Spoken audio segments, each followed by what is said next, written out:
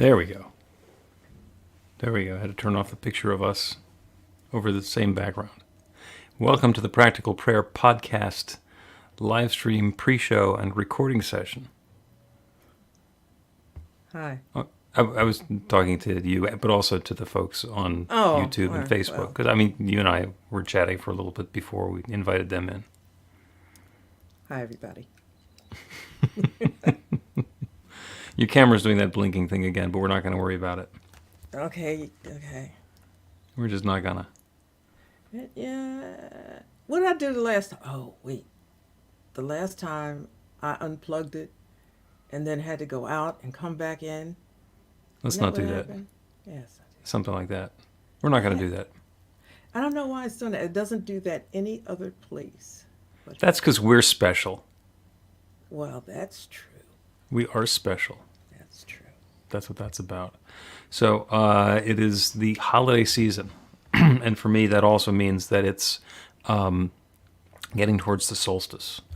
So it is the longest night of the year, the shortest day of the year, the one with the least light. And I get up pretty much the same time every day. And it is dark when I get up in the morning. It is just dark. And it stays that way for a while. So, and it's going to continue doing that for another week and a half, and then it's going to start turning around, which is nice. Well, I get up at 5 a.m. year-round, except for in the summer. I have to push it back to 4:30 because I get up before the sun, so I can be up when the sun is coming up. Okay. So, yeah, so it's cool with this, longer day, whatever. It doesn't matter to me. So you're good with daylight saving time going away, and then coming back, because if not for daylight saving time, you would have to get up at 3:30 in the summertime. Yeah, and if I really would not like to have to do that, I would, because I know getting you would. up. Yeah, I've been getting up before the sun. Oh, so much of my life. I want to say all my life, pretty much. So, but half an hour makes a difference. It does. It does. At some point, it goes from being dark to being light. And isn't that the metaphor for life?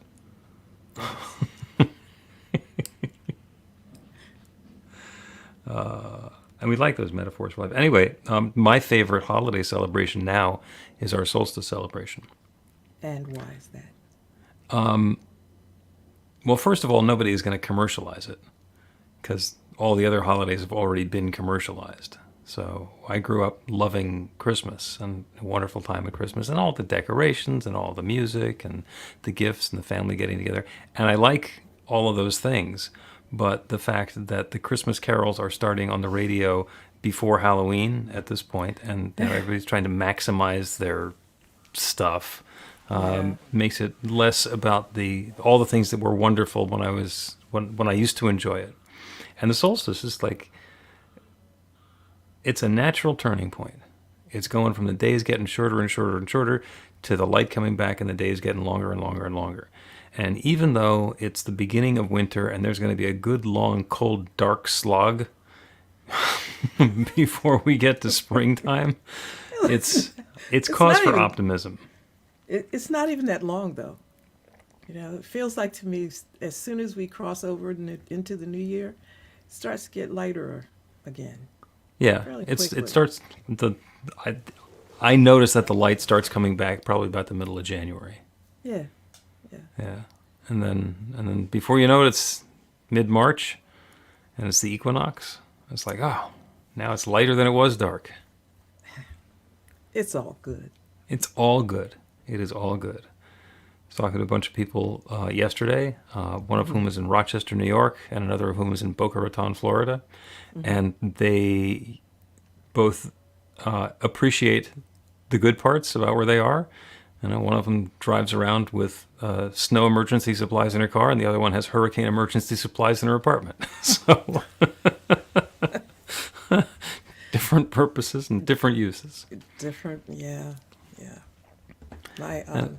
My brother-in-law moved to California, he and his family, and it's so tempting, because I had an eye out for California anyway at some point.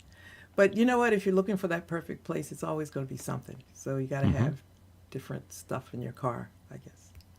Yep. things for emergency purposes. And, there are very few hurricanes in California, and there are very few earthquakes in southern Florida. And occasionally there's a tornado in the Philadelphia area, but not that often. So you kind of pick what you want to deal with. Exactly. Yeah. So, no Florida because it's got lizards. It does. There are a lot of lizards in Florida. Yeah, so I think that's an easy one for me. I was going to say something about reptiles, but I'm not going to because this is not a comedy program necessarily. This is more of a spiritual program, so we'll do I'll that. take your word for it. Okay. All right. I was just channeling my inner zany DJ. So we're going to do the Practical Prayer podcast now. Once again, the reminder for anybody who is watching us on YouTube or Facebook, live or in the recordings, we are always open to suggestions, questions, and prayer requests at bethelight.com, b-the-light.com. And somebody told me that I should spell out B. It's be-the-light.com rather than just B. But, Buh. B. So... Go figure. I also have been rearranging my web domains. You can go to billmarchiony.com and it'll get you to the same site. But it's no easier to try and spell Marchiony. So it's always something. Yeah, It's always something. they'll find you. So should we reveal what we're going to talk about today, or should we save that for the podcast? Now let's let it out. Peep. Okay. See if we get a flurry of comments. It's damnation, and it's the New Thought take on damnation. And you're gonna get to talk about the other thought take on damnation, which I'm sure people used to love having you talk about. They didn't. Because, let's go. You'll see. All right, I'm going to press the big green button and we're going to start the podcast recording. A practical prayer is a prayer that works. These discussions between Reverend Bill Marchiony and Carol Lawrence dive into the details of how it works and how to work it. Reverend Bill is a New Thought minister and the author of Practical Prayer for Real Results. Your new life begins with a new thought. Carol Lawrence is on a spiritual quest, finding the New Thought teaching after decades on the pulpit in 3 different traditional denominations. I've got some questions. Together, they're exploring the philosophy and activities that come together from many of the world's religions to create the practical spirituality that is New Thought.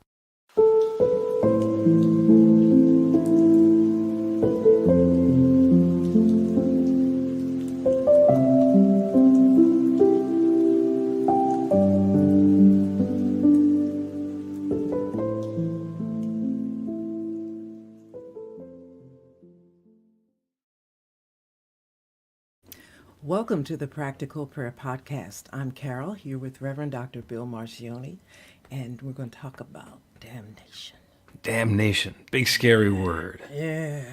So, and the New Thought in general, religious science, which is the one that I was trained in, don't really go over that to a great degree, but we know what you're talking about. But frame it in for us, because damnation in some other traditions is real important. It is. So, in all fairness to myself and anybody who knows me, I have to be honest. Hellfire and brimstone was never a part of of my teaching or preaching or anything like that. So, and I did come against huge criticism for that, but I stayed away from those kind of things, and that'll come up later in the conversation as we talk. But I particularly wanted to talk about it today because it's that time of the year when people are reevaluating their thinking, and sometimes when we're in a contemplative place, it's always not in our favor. We don't always think positively. You know, it's so easy to think of what I did wrong, what I should have done better, and then here comes the new year, and you know, if I don't get better, I'm going to be screwed, and this is the reason why my life is screwed up because all of the, you know, now I can talk about that because I know how the mind works with that, and not just the mind, but our teaching What's in our subconscious been in there. And the least little thing that goes wrong, it's because of some horrible sin or something that I did before.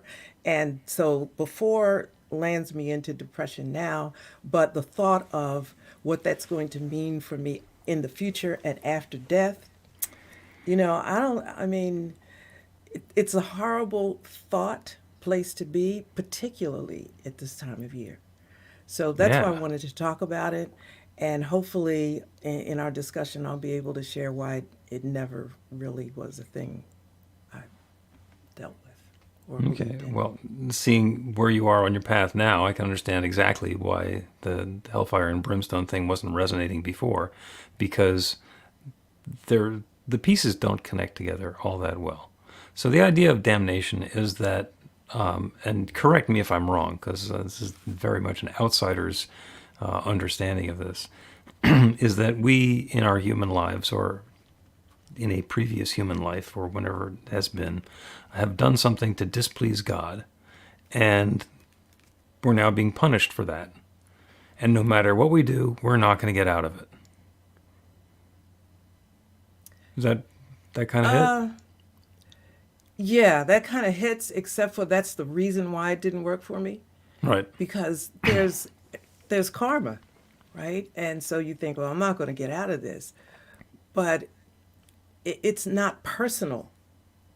And I mean, karma is another conversation, but it's not personal. It's not like I did this, so this is going to happen to me. Because then you can look at the person next to you and say, well, listen, what I did isn't as bad as what they did. And then that goes down a whole nother thing, and then if Oh you yeah. Then happen, then you're into judgment. oh, for real. And Who's to say? it never ends, because if you're in church, you look down this way in the pew, you look down that way in the pew, and then well, where do I fall in this whole damnation thing? And it's just a mess. But here's where it fell apart for me. I didn't know New Thought. I had no knowledge, no formal knowledge of it or anything. But to me, there was a common sense factor that was at play that I wrestled with. You tell me that God is good and that God loves me and that everything works out for my good and blah, blah, blah, all that, all of that good stuff on a good Sunday.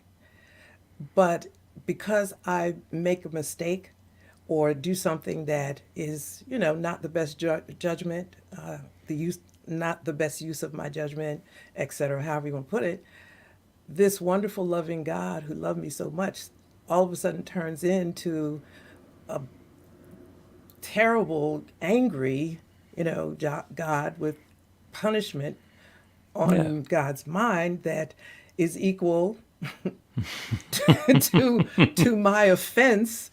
And it's like two different, so then how do you trust a God like that when I'm simply a frail human?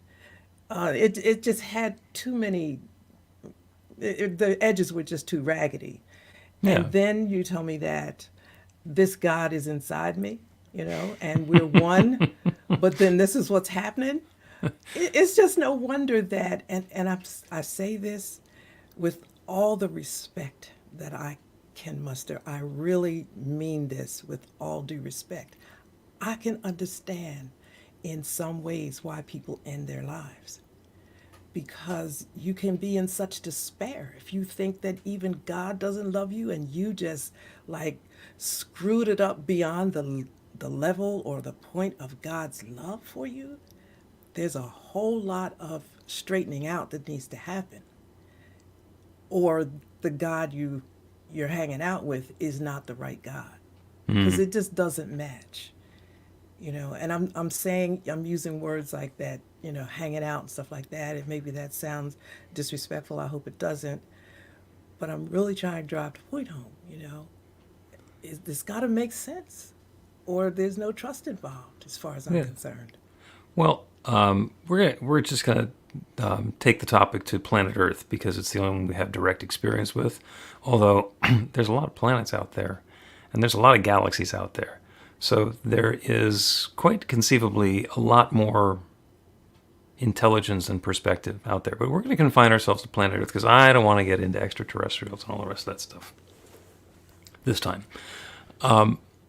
on planet Earth, currently about 8 billion people, and there are some major religions. There's Christianity and Judaism, which it came out of. There's Islam, there's Hinduism and Buddhism, and a bunch of others. And if we go by the notion that they all have, which is that the people who are following their particular religion are the ones who are on the righteous path, and everybody else is damned, does that mean that my God is fighting with somebody else's God?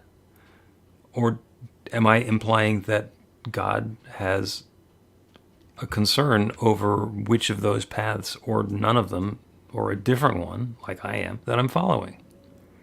So you have to make the better part of 8 billion people wrong in order to be right. That the path that I'm on is the only path. And furthermore, for the people who got it wrong, who got the different answer, they're automatically being punished? Really? That just does not seem like the sort of thing that this is an infinite creative power. This is an infinite intelligence that knows how to, like, create quantum physics. Not understand quantum physics, it actually made quantum physics. Yeah, yeah. So there's a level of knowledge and expertise and understanding that's going on there. The thought that this infinite power, this limitless intelligence, this divine presence, is going to insist that we believe something that is not made clear to us in any particular, tangible, unquestionable way. That we have to believe in a particular way, or we're damned. Come on. Well, okay. Come on. So yeah. Well, all right. We're laughing because it's funny when you think about it, but it's not funny when you're on the receiving end, right? Oh, yeah. So No, that's absolutely true. I have been on the receiving end, okay? Real seriously on the receiving end. And I didn't think, like you talked about God being infinite creative power and, quantum physics and all of that. Let me tell you, I wasn't thinking about any of that. Right. The God I was thinking of was real simple. Loves me, likes me. Right. That's what you said. Made in God's image, all of that. Real kindergarten level understanding that I had. I mean, I was a grown adult, trust me, but real kindergarten understanding of God. And so here's where, I'm not going to say a bad word, but I did, like up here, right? Mm-hmm. Here was my question. When I got ganged, that's what it was, like mobbed with all of this. I took it for a long, long time. And then it hit me. How the hell you know? Mm-hmm. How do you know this? I mean, everything, you're the ones that told me about this other side of God. And then suddenly, because I didn't do what you liked, the God changed? How you know? And right. And That who put you in charge of deciding? like, how you know? Give me, that was it for me. That's all I needed. Mm-hmm. You don't know. You How do don't you know? Yeah, how do you know? How Did do you God know? tell you? Okay. How come God bypassed me and went to you? I mean, it's just real simple, right? I don't get it. Well, don't ask that question. Why did God bypass me and go to you? Because people will come up with all kinds of reasons why they are the anointed one, why they're the person in charge and they're the person who should be able to say, and obviously there's something wrong with Carol, et cetera, et cetera, et cetera. And then it's game on. No, you know what? I win this one every time. Well, yeah, this is you refuse to lose. Yeah. Well, it's not a win. It's not a win-lose. Is anybody here? Jesus said, "Let the one without sin cast the first stone." Mm-hmm. Okay, now let's start over again. Like, where is the starting point? If the starting point is something that Jesus said, and I mean, we could go into all the differences about that, but what's our starting point? If we're all messed up, How is it that you get up and throw the stone at me? Okay, hold up. I'm getting a stone. it's gonna Is gonna that be cool with you? it's gonna be a holy war. There you go. And then now the conversation goes a different way. Right. Usually stops. Well, Jesus came teaching love. And I mean, when I boil down the teaching of Jesus, he came teaching love and tolerance and sitting down with the lepers and healing the people who were otherwise infirm or incapable. But his entire ministry was about love. There's a lot of nuance and a lot of detail, and it was, some upsetting the the tables of the money changers and things when he got a little miffed about what was going on. But he was about love. And we have this term that gets bandied about, which is unconditional love. Mm-hmm. So, do we believe that there's such a thing as unconditional love? Or is that just aspirational? Now, I know in my greatest experiences, where I'm as loving as I could possibly be, there's some element where I can get annoyed or become less than that unconditional love. The object of my unconditional love can annoy me. And then it's not unconditional. No. You still love. You can be annoyed and still love, right? Yeah. Sure you can. Unconditional love means no matter what happens, the love continues. No matter what happens. So it's my contention that God is love and God is unconditional love. And I mean, that's kind of the whole idea when I start talking about practical prayer, or I start talking about the creative process.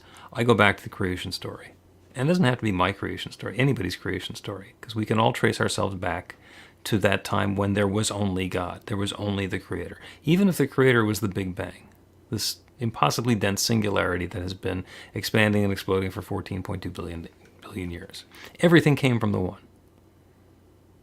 Let there be light. All the light came from God, from the One. That sharing of self is the ultimate act of creativity, and that is the ultimate act of love. Everything that exists is God taking form in a specific and particular way. So that is love itself. Because in order to not love its creation, God would have to disavow its creation. It's all God. It cannot have come from any place else. So the thought that there's going to be this piece of God that grows and evolves and unfolds and reveals itself, and then God says, I'm done with you. I'm cutting you out of the will. Your divine inheritance is off. First of all, that goes against the nature of the story that we started with. And second of all, to think that we, in a universe that's 14.2 billion light years across, can do something so outrageous that it'll turn around that infinite love, that unconditional love, and put an end to it, is, unrealistic, arrogant. How big of an opinion do I have to have of myself to think that I am going to piss God off enough that I'm going to go from being blessed to being damned? Come on. I can see that. I remember the first time you said that, and I just cracked up because I thought, yeah, that is pretty arrogant. Here's another thought. We have different scales for what's good and what's bad, what's right, what's wrong. So there's this evaluation thing that one, and I'll use the word sin for those who are listening understand things that way. One sin is this is bad and this one is worse and this the other thing. But then on another page in the Bible it says all sin is the same, right? Mm-hmm. Sin is sin. So then what does that mean? Well, we have to have a way to make one person or one group better than another. And I thought about it one day. I said, now, all have sinned. We know that page, all have sinned, come short of the glory of God, right? Everybody's a mess. So I'm only a mess today because I don't know what your mess is. And you get to, hold the rod over me, and I'm getting, beat because, and I'm so hurt, I can't think, that I don't know what your crap is.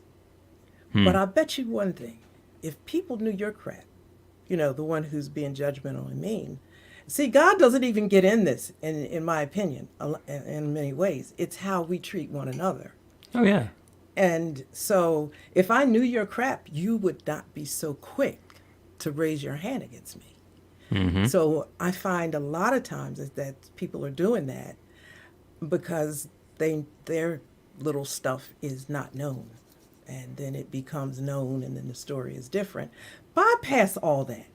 That's what I'm saying. Like, just, we've all got crap with us. We've all messed up. We've all messed up. Mm-hmm. Because that's life. That's just what it, things happen. Stuff happens. Doesn't make me any worse or you any worse.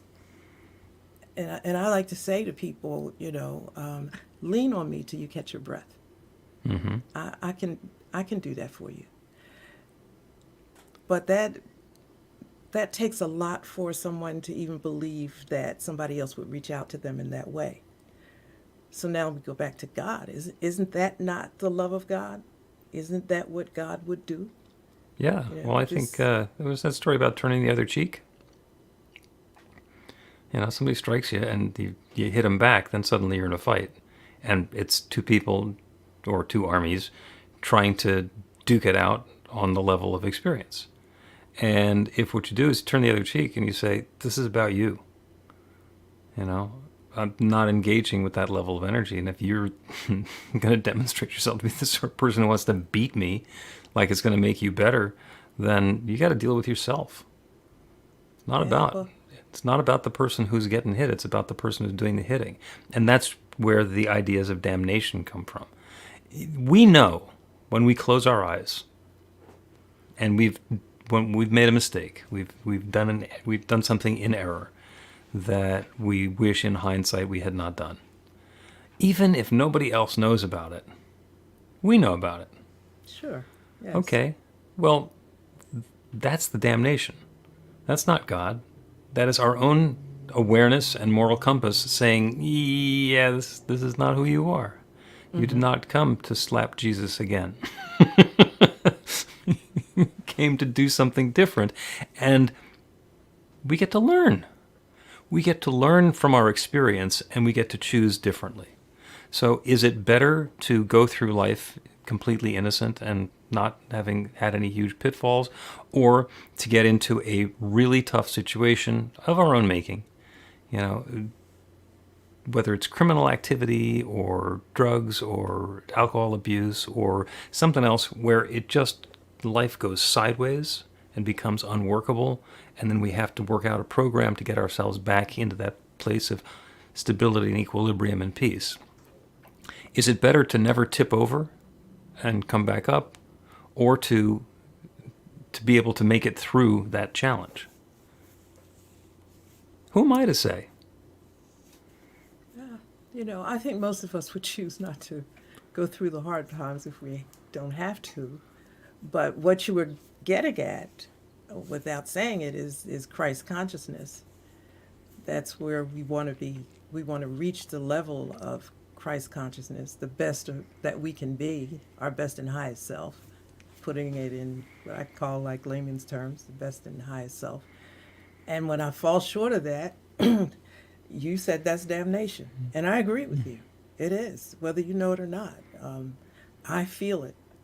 And I don't want to be that way. I've made many, many decisions that changed my life just on that thought alone. And there's probably more ahead. Not looking forward to them necessarily, but that's my compass. That's my plumb line. I want to be my best self. I'm trying to reach a level of Christ consciousness every day. That's the goal. And your opinion or judgment of me is so small in terms of matter. Really. If I could just, get you to Even mine? understand Even me? Well, Yeah, 'cause you don't do it that way. damn right, even me. Well, I wasn't going to say it. So, a friend of mine is recovering from the flu. And I asked this morning, how you feeling? She says, like crap. I said, how about compared to yesterday? She says, better. I said, well, there's something to be optimistic about. Yeah. You know, and currently that not working, so it's like great news. There's nothing to miss. So it's about the perspective and how we look at it. Sure. Now, I'm not going to say that somebody who hasn't been through an ordeal and recovered from it is not as good as somebody who has. There's a blessing in being able to go through without being tarnished in our own interior world. But I can't say that one is better than the other. I don't know. But everybody goes through something. Everybody has their absolutely. It's valleys just different levels of something. Yeah. But what is big to you may not be that big to somebody else. That's right. When I'm going through it, it's my thing. It's big. Mm-hmm. And if there's somebody else over there in the referee's chair deciding, well, yours is big enough that it's damnation, and hers is not. It's so arbitrary. Yeah, listen, I ain't going over there with that. As soon as people go to that, I'm thinking, the thinking here has stopped. I'm big on that. If you're gonna think, let's just not change the rules halfway through the game. Amen. Let's take a break, and after that, I want to talk about the corollary of damnation, which I think might be judgment. Get inspiration in an instant. God calls are the gentle and uplifting moment of truth to help you remember that the bright light of God's love is shining right now as you. It's your God Call with Reverend Bill. Start your 2-week free trial today, and you'll get a phone call 4 times a week from Reverend Bill with an uplifting half-minute message filled with insight, wisdom, story, and fun. Let your light shine. You can answer the call to listen to it live or let it go to voicemail so you can hear it later. After the free trial, your subscription is just $5.95 a month. The details are at godcall.org. God calls are disruptive, intentionally. Whenever you write something, put on a gold star. They take you away from your routine to remind you about the truth of who you really are. They come at random times between 8:15 a.m. and 6 p.m., so you won't be expecting them. And somehow, the message is exactly what you need to hear at the time. Magic is loose in the world. It's a moment of motivation in the middle of your day. Find out more and start your 2-week free trial now at godcall.org. I got caught taking a mint out. So, welcome back to the Practical Prayer Podcast. I'm Carol, here with Reverend Dr. Bill Marchiony. We're talking about damnation and judgment. And I think that those are two sides of the same coin. Mm-hmm. So when somebody is damned, they're either laying that on themselves, woe is me, in which case it's self-judgment, or somebody else is telling them that there is damnation going on for whatever fire and brimstone lacking way that they've been acting. There's judgment going on, and there's somebody who's saying, I am going to be the arbiter. And it can be an inside job, we can do it to ourselves, or we can let somebody on the outside do that to us. But the important part is let somebody do that. Because when we remember the truth, when we remember that there is a bright light of God's love that shines through all of creation, by extension, it must be shining through me, through everyone right now. And it is when I lose sight of that, when I judge somebody and say they are not the bright light of God's love, they are just a schmo who took my parking space, then I'm in judgment. And if it was big enough, then I can say that they are damned. That there's damnation either upon them or headed upon them or on its way right now, because in my judgment, they deserve it. Yeah, but it's a two-way thing. Like, the work starts inside of me. Mm-hmm. So I start with, first of all, there's no damnation. Okay, it's just, you did stupid, in my opinion. which you can document pretty effectively, by the way. Yeah. You did stupid. And, on the next breath, I'm thinking or saying, and I did stupid too. You just don't know. Or it's been a couple months ago, but I remember when I did stupid. So it kind of just, what is this judgment thing? It just doesn't play out because it comes back to us individually somehow, no matter how you look at it, it comes back. And so when you think about it as owning it for yourself as well, the judgment, that's cause for pause, I think. Mm-hmm. And, in that pause, you've got to change. Your mind has got to change because you evaluate or you define exactly what judgment is. What is damnation? I send that out, it comes back to me, well, maybe, I need to rethink this thing. It's worth the effort. Because otherwise, particularly in this time of year, and I guess that's why I'm thinking about it so much, it affects people so, so much in such awful ways. And they, there's so many people that are alone now, can't think their way out of it. Mm-hmm. Or they're in a crowd of people or family all around and they can't think their way out of it. How we treat other people, our attitudes with them, help them come out of it, sometimes without even talking. Yep. Yeah, but being present for somebody else, really hearing them and really seeing them, a lot of times can be the biggest gift that we can offer up. Somebody comes with a problem, and our immediate instinct is to help them solve the problem. But when we do that, when we do that, we are joining them in focusing on the problem, instead of understanding that they're a bright light of divine love with a problem. Mm-hmm. Mm-hmm. And we can engage with them as the bright light of love that they are. Just be present with them. And to remember that for them and with them.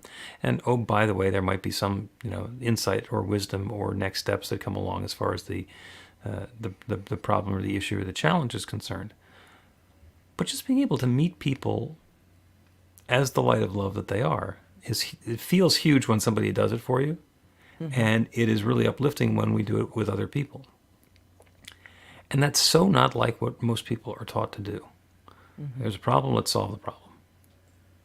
I used to be a problem solver until I realized that in order to be a problem solver, what I really needed was problems, and I kept attracting problems to solve.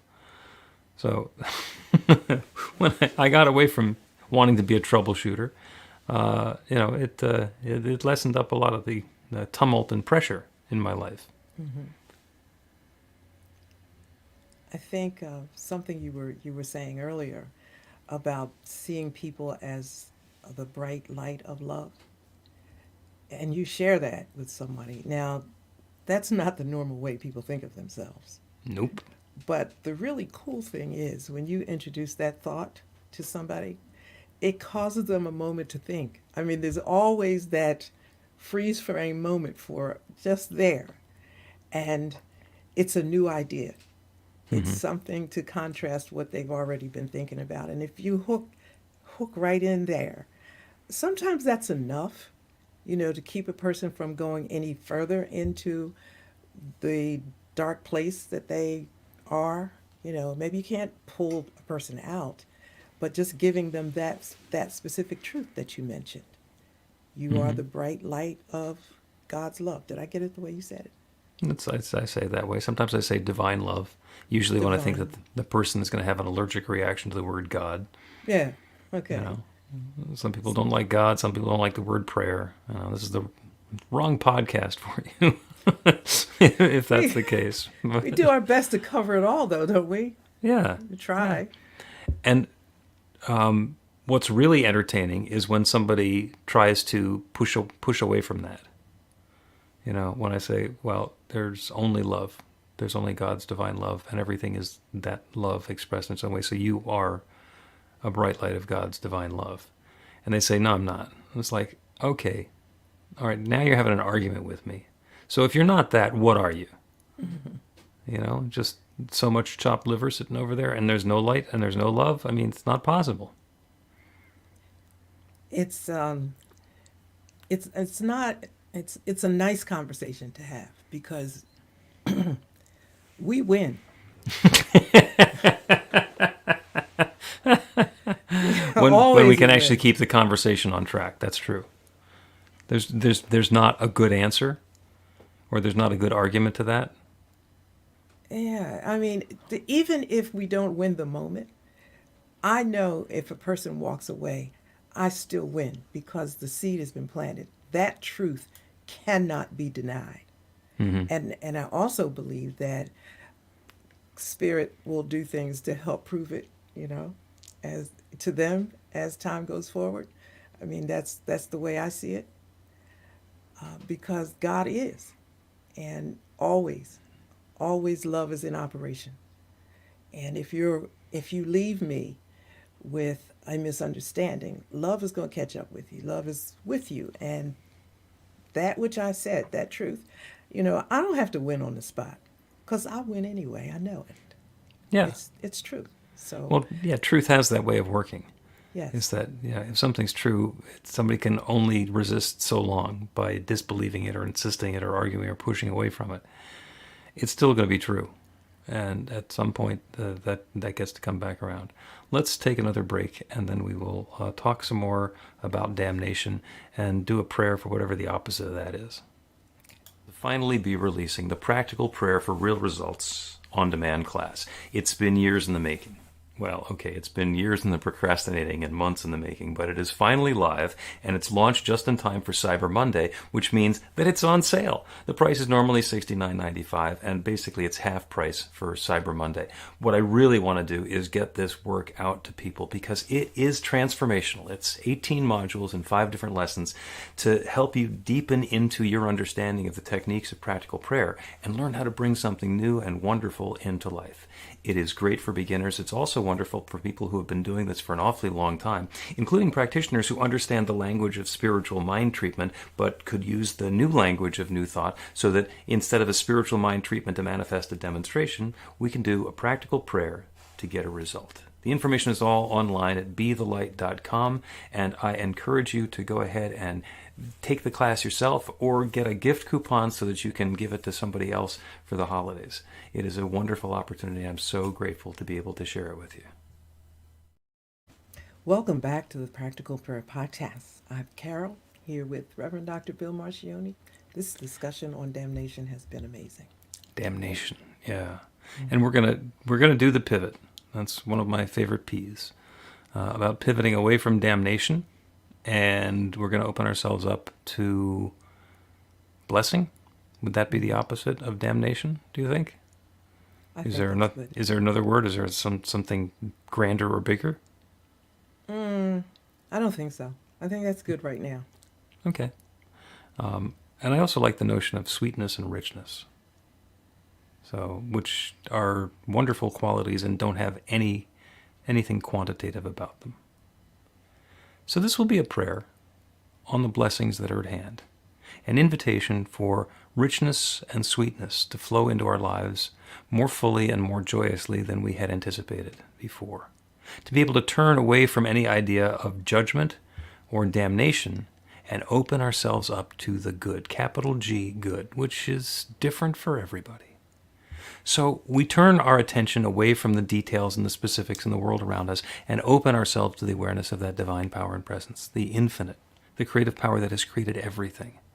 Some people call it God, others call it nature or spirit, or birthing mama, or the Big Bang.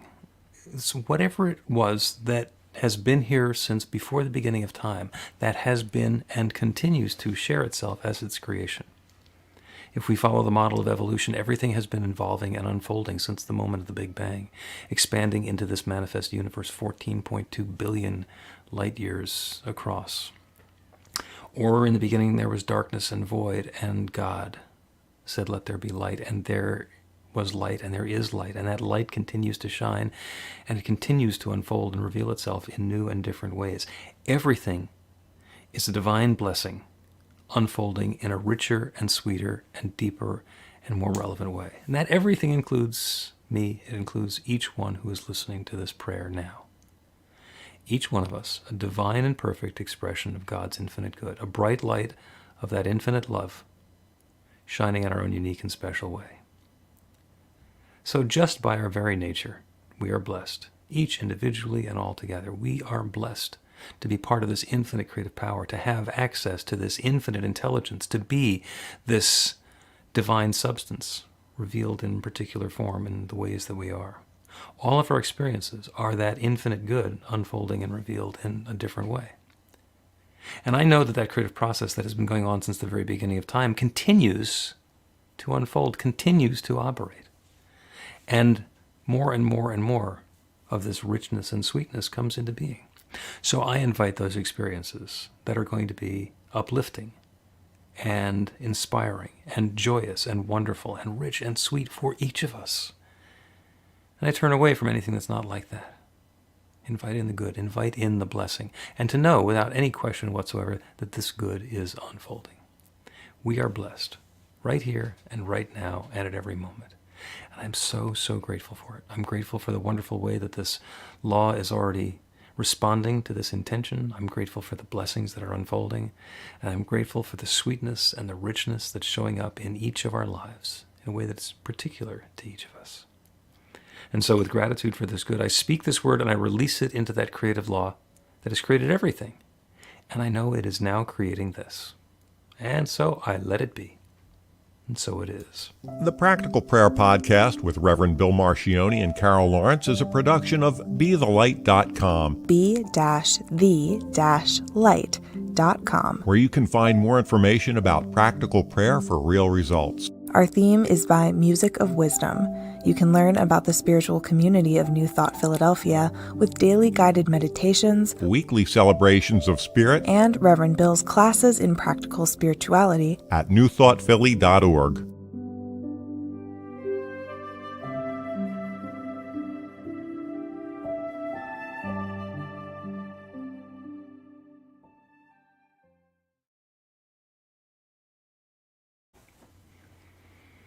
Back? We are back for the post-show, whatever this is. Yeah. Whatever this is. Whatever this is. Whatever this is, it's going on now. It's So going yeah, on. that was the Practical Prayer Podcast, and we're actually about on a 2-week lag. So I think that'll be on out in podcast land in a couple of weeks. Around Christmas. Yes. I should have wore red. Well, the podcast is audio only, so you will. In your mind's eye, you'll be wearing red that day, whenever you Okay. listen to it. Yeah. Yeah. I thought about it, and I said, red. This Obviously, might we not both go thought the same thing. There we are, both wearing black. Yeah. I thought this might not show up until like February, March. But red's cool in February because of Valentine's Day. No biggie, No This is biggie. all It's always good. audio. We can decorate ourselves up in post-production if we need to. Yeah. Yeah. So, Solstice Celebration for New Thought Philadelphia is on 21st. I alluded to Solstice earlier, and I love doing the Solstice Celebration because it's not a commercial holiday, and it's something that's been going on since the beginning of time, and we just get to claim dominion over it. That's one of my favorite ways of doing holidays in New Thought, is to take something that's happening anyway and celebrate it. Yeah. Don't have to make it up. And oh, by the way, there's lots of religions that do celebrations of light and call it their own thing. Oh, yeah. They do. Yeah, so that's a large part of what it is. So anyway, for the folks who are listening, it's 7 to 8:30 p.m. It will be on Zoom, and will also be in East Falls in the Philadelphia area. You can find the info at newthoughtphilly.org. So if people show up in person, is there food? No, because it's 7 o'clock. There'll probably be cookies. I don't know. We're still having all the prep and planning. But if somebody wants to show up and they're hungry, there's plenty to eat in East Falls. Gotta give them some cookies or something. I'm sure there will be cookies. All right. Who would go to a holiday event without cookies? Right. And they gotta have holiday sprinkles on them. Otherwise, we're damned. Oh, heavens. I didn't say that, did I? No, but just, I want to tie the whole thing together from the last hour or so. Yeah. Well, thank you. As always, thank you, you guys who are watching on YouTube and Facebook and also on the recordings. It has been wonderful. Back here again next Monday at 1 o'clock Eastern Time, 11 o'clock Mountain Time, which is the center of the universe for the New Thought Media Network. See ya. See ya.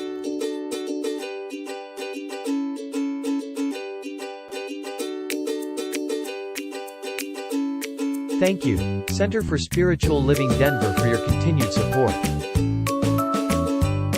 Thank you, Center for Spiritual Living Midtown Atlanta, for your monthly contribution. Thank you, Center for Spiritual Living North Jersey, for your monthly contribution. And please help us welcome Om Center for Spiritual Living in La Mesa, California.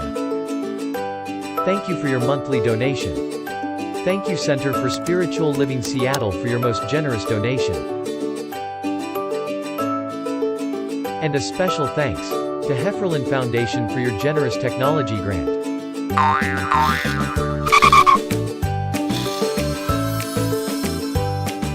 And Suze Ajit, thank you for your very generous donation. And a super special thank you to Dr. Tracy Brown, RSCP. Thanks for being a super donor. And a big shout out to all our committed donors.